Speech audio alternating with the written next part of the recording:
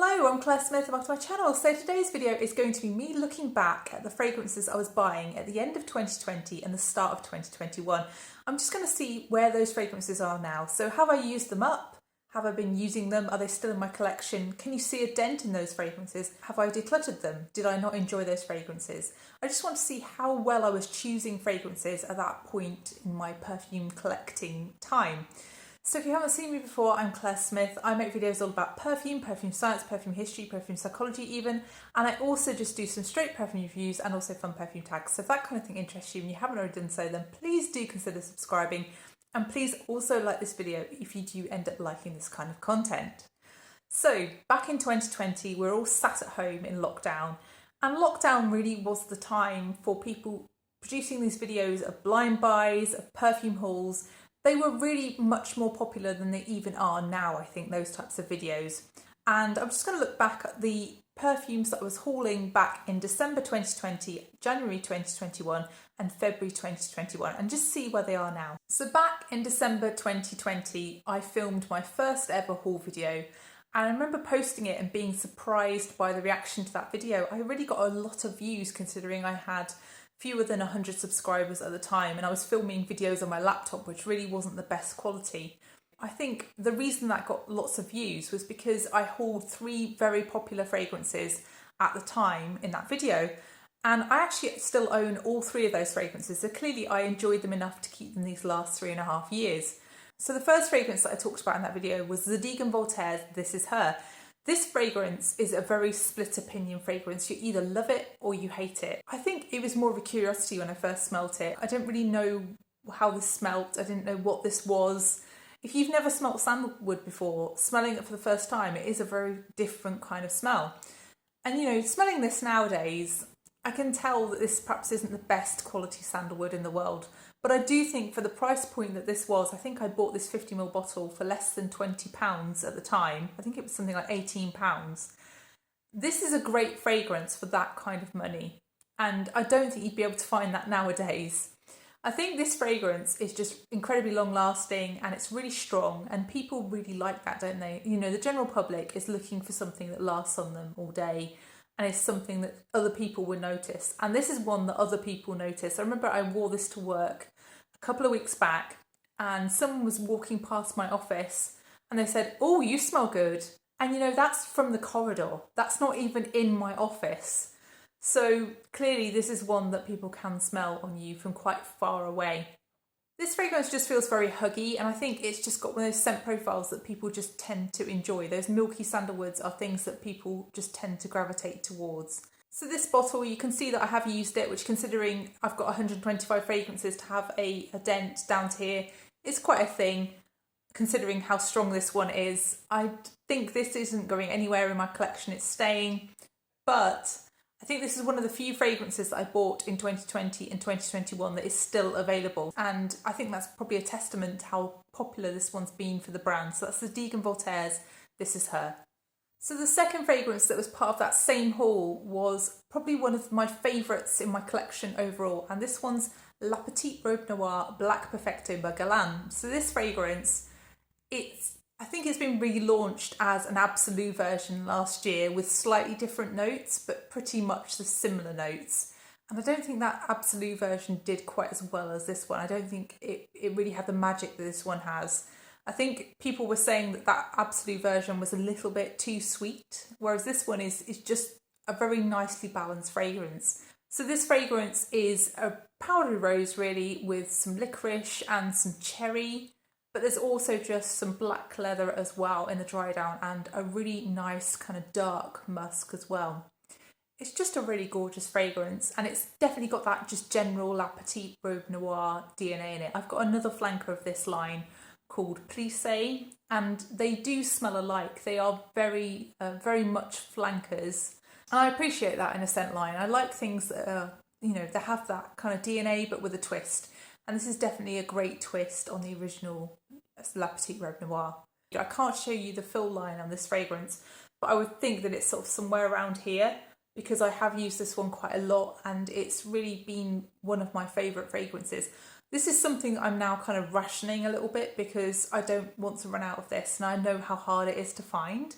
But I really feel like this fragrance feels like me. And I love that in a fragrance. I love when I put something on and I feel like, yes, that's me in a bottle. And this is definitely that. So La Petite Robe Noire Black Perfecto, such great longevity, really nice projection, not beast mode, but it's, you know, people can smell it on you, especially when they get closer. And just one of my favourites. That's La Petite Robe Noire Black Perfecto. So the third fragrance in that same haul is Nina Ricci L'Extase Rose Absolue. So this fragrance is now discontinued. It's hard to find, and I actually saw somebody trying to sell an 80ml sealed bottle of this for £280 on eBay, which I found quite shocking considering this 80ml I think originally cost me £35. It wasn't a really pricey fragrance. So this one, I have used it, but the dent is small. So I think it's about here. I don't know if you can see that there, but it's about there. So, you know, it's an 80ml bottle. That's not a huge dent, but I have used it. And I feel like this fragrance really suffers from being in a dark bottle. I keep it right at the back of my collection and I kind of forget that it's there. And when I do end up reaching for it, so for example, I reached for it, I think back in November last year, and I wore this fragrance for 5 days straight because I'd forgotten how good it was. And just wearing it once just reminded me and made me see its joy again. And I really feel like I discover it every winter. I rediscover it every winter. So this fragrance is a Taif rose, which is kind of sparkly rose almost, you know, sweet, gourmand leaning rose, but with a smokiness. There's a sort of a dense smokiness to this fragrance. And that just sort of gives it a bit of an exotic, mysterious kind of incensey feel almost. And there's also something that kind of approaches oud in the dry down. It's clearly not oud, but it's something, you know, it's got like a Middle Eastern kind of feel to it, just in general, other than the Taif rose. It's also a little bit peppery as well. Not too much, but a little bit. I think this fragrance just is loved, isn't it? It's one of those that everybody was searching for at one point when this was discontinued, and it was really, really hard to find. And I'm pleased to have my bottle, and I will continue to use it and go back to it. But I just feel like this one is not quite so much me as that Guerlain. This fragrance, I love it, but I just don't really want to wear this one to work. I think this is more of an evening fragrance, maybe something more for going out for me. I do wear it to work occasionally, but I can't say this one is something that I frequently think of to wear. It's more something I notice and end up wearing. So that's L'Extase Rose Absolue by Nina Ricci. So in 2021, I decided that I couldn't sustain buying new fragrances for my channel. I would have to go secondhand, and I ended up buying some really quite interesting fragrances for the most part, and then some of them were just really not me. And this is an example of one of the ones that really wasn't me. So this is Paco Rabanne's Black Excess for her, and it's the EDT. So this fragrance came out in 2009. By the time I bought it in 2021, it was really long discontinued and getting hard to find.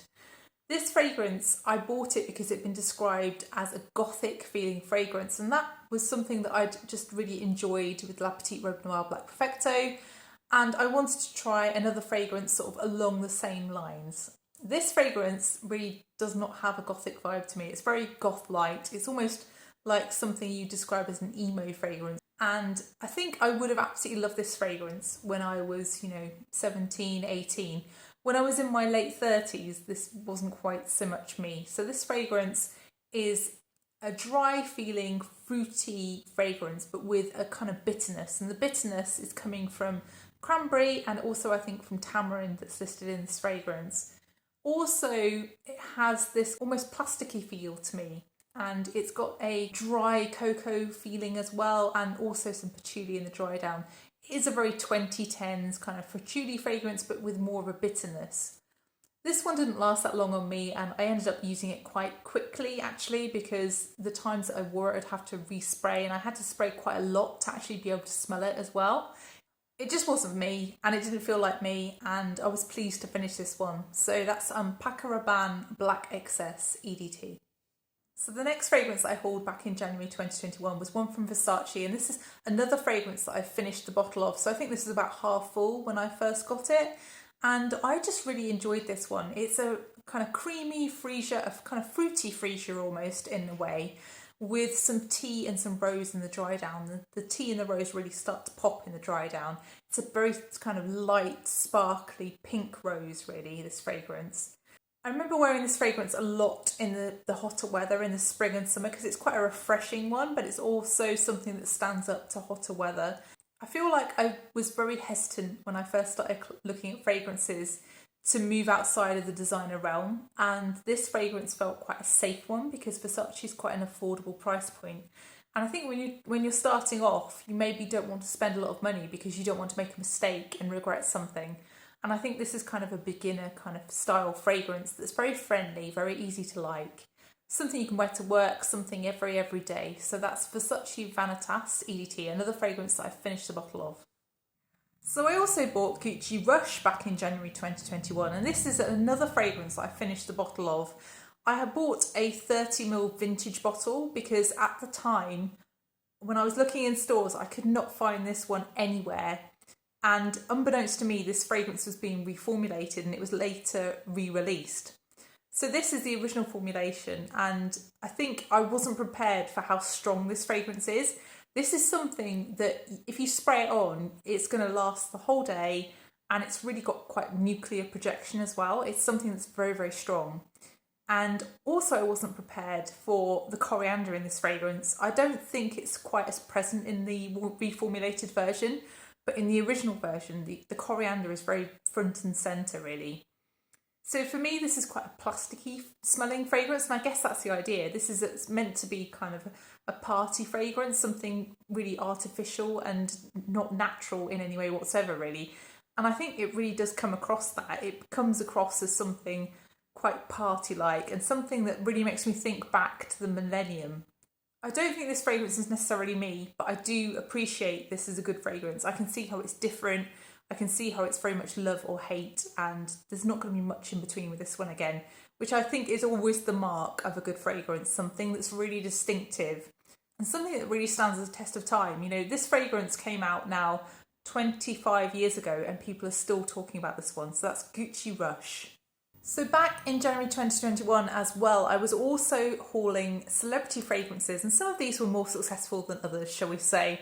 And one of the more successful ones was Sarah Jessica Parker's Stash. So this fragrance, I really like it on occasion. It's not a frequent wear. You can see from this 100ml bottle that there's only a tiny dent in here. I don't wear it very often, but it's something that when I get in the mood for it, I do just really enjoy it. And it's one of those fragrances that's incredibly strong and incredibly long lasting. You don't need many sprays of this. I think this fragrance is just really interesting from my point of view because you wouldn't expect this type of fragrance from a brand like Sarah Jessica Parker. You expect florals from Sarah Jessica Parker. You don't expect really strongly woody resinous fragrances like this one is. So this is a really kind of creamy wood almost in the dry down, a warm creamy wood. And actually in the opening it's a little bit boozy almost and a little bit resinous feeling as well, but also there is some sage and there's some grapefruit, and that gives it a little bit of a witchy feel, I think, for me.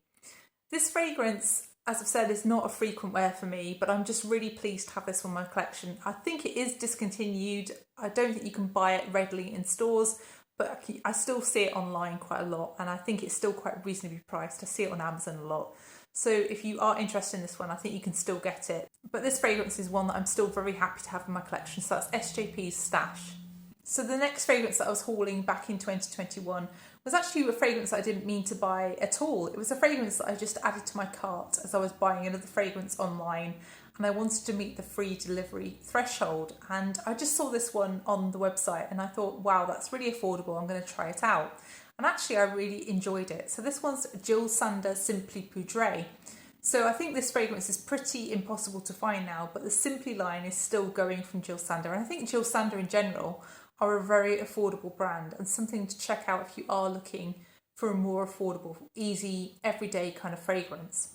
So this one is something along the lines of something that smells a bit like baby lotion, but you know, baby lotion can be quite sharp almost and quite cool smelling. This is much more inviting. I think this fragrance really ignited my love of heliotrope. It's more of a powdery heliotrope than something along the lines of a sweeter heliotrope, although this fragrance is sweet and vanillic overall. The powderiness is really amped up in this fragrance, I think, by the other powdery notes. There's musk and there's also hawthorn here, and I think that really adds to just how powdery this fragrance feels. This fragrance is actually quite soft and it was quite close to skin, and it's something that I ended up wearing to bed most of the time, although I did wear it a bit during the day. As you can see, I've finished this 40ml bottle. It's something that I did enjoy, but it just didn't last very long, and I did end up respraying quite a lot to actually be able to smell it throughout the day. So that's Jill Sander Simply Poudree. So the final fragrance that I hauled back in January 2021 is one that's really unexpected for me, and when I look back on me buying this, I'm really shocked that I did buy this. So I bought this secondhand. There wasn't very much left in the bottle at all, I think, when I got it. I think there was maybe 5 or 10ml. It was very, very inexpensive, and I just thought I'd try it because I'd seen a lot of this brand hyped on YouTube. But wait for it, it was Viva La Juicy Noir by Juicy Couture. So Juicy Couture, it was really famous at the time because of Gold Couture. A lot of people were hyping that fragrance, and I really became very curious, and I couldn't go to a shop and try that fragrance. I'd never seen Juicy Couture sold in UK shops before, so I was really curious to try this out and see what it smelled like. It is headache inducing sweet. It's really something that isn't me in the slightest. So if you've tried Gold Couture, it's like Gold Couture but with some berries at the beginning of the fragrance.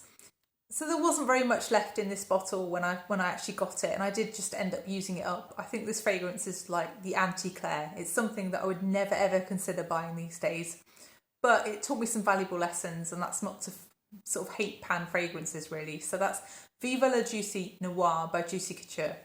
So next, in February 2021, I hauled 3 different fragrances, and the first of those fragrances was one from the Extas line again, and this one's Chant Extas, and it's by Nina Ricci. So because of that Rose Absolue and because of my enjoyment of Rose Absolue, I ended up buying another one from this line, and I was wondering which one to get, and I ended up getting Chant Extas. So I got a 50ml bottle this time, and you can see that the fill line is sort of there. So I've used it a little bit, so, decent dent, but it's not something I use all the time for sure. I think this fragrance sort of waxes and wanes in how much I enjoy it and how much I want to wear it. I tend to wear this one more in the spring and the summer than I do in the autumn or the winter. And it's something that really is quite a sweet fragrance, but not too sweet. It's definitely a gourmand fragrance, but it's more of a gentle sort of semi-gourmand. And I think that's really where my preferences lie. This fragrance also has the title of being, I think, perhaps the only fragrance in my collection with a caramel note that I appreciate, which is really something to write home about, because caramel to me is done so badly in so many fragrances, and it's done so well here, and I think that's because it's got a slightly salty feel to it. It's almost a bit marine, this fragrance, without having cologne, which again I appreciate. So this fragrance also has some raspberry, and that's really delicious, and it just amps up the kind of gourmand vibes of this fragrance, but it just is a really fresh fragrance overall, and it's something that's really nice in the spring to wear. I wear this one to work generally. It's not that loud, it's reasonably quiet, but it is quite long lasting still. I really like this fragrance, really happy to have it in my collection. It's not going anywhere. That's Chant Extas by Nina Ricci. So the next fragrance is one that I don't have anymore. I ended up decluttering it, and actually I'm not surprised given that it was Katy Perry's Meow. I have no idea why I bought that fragrance other than the fact that I wanted to try something that was also milky. I'd been interested by this in that kind of creamy sandalwood, and I wanted to explore milk notes in fragrance, and I don't think milk's listed in that fragrance, but everybody described it as a milky sweet vanilla fragrance, so I thought I'd go along with that and try it. I think really this fragrance is just not something that I really enjoyed. It was just way too sweet. Even the sweet, milky vanilla just was not doing it for me. And I ended up decluttering that one pretty quickly. It was pretty much a full bottle actually of that fragrance. And I think it's actually pretty rare to find now. I think it was already discontinued when I bought it. I remember searching for it for quite a long time. So yeah, Katy Perry's Meow was not one for me, and I ended up decluttering it. So the final fragrance that I bought back in February 2021 was one from Tom Ford, and this has ended up being one of my favourite fragrances of all of the fragrances over the last 3.5 years really. So this one's Orchid Soleil. So this fragrance I didn't have very much left of, but then a lovely subscriber ended up giving me her 100ml bottle, which I've got still in the box here. And I was so grateful to her because it's really expensive and really hard to find, and I was just overwhelmed for someone to be so generous to gift me that kind of fragrance really. She said she didn't enjoy it, and I completely can see why people don't enjoy this fragrance, because it is very distinctive, and I think it's something that's very personal to me. It's something that gives me a very strong scent memory of childhood. It makes me think of summers in childhood. So I lived on a farm in childhood, and really we would go to the beach quite a lot because we lived quite near the coast, and it reminds me of the smell of towels when you get them out of storage, beach towels in storage. And it also reminds me of the smell of hot grain. So my dad's a farmer, and I used to help him out quite a lot on the farm, and just the smell of the grain coming out of the combine harvester and going into the sheds is how I really think of this fragrance. So this fragrance is really quite a strong white floral fragrance really in the opening. There's also some citrus. Quite often older Tom Ford fragrances quite often have quite a bitter feeling citrus in the opening. And that's there's no exception here. You still do get that kind of bitter feeling in the opening. That really calms down though, and then it turns into this kind of creamy, very vanillic, very almost nutty kind of fragrance in the far dry down. It's really delicious when you sniff this on your skin after a long, long time. In the mid, you do get some florals, and it does smell a little bit along the lines of something sort of suntan-y almost, suntan cream sort of esque really. I think really the closest fragrance in my collection to this one would be something like Guerlain's Terracotta, or maybe even Madonna's Truth or Dare. But neither of those two is really getting across that nutty dry down really. More other parts of the fragrance. I just don't have anything like this one, and I think the note of chestnut in this fragrance is just so distinctive, and it just lends this fragrance something that I just haven't smelled elsewhere, and that's why I love this one, because of that scent memory, because of the chestnut, because of the sweetness, and because of the florals.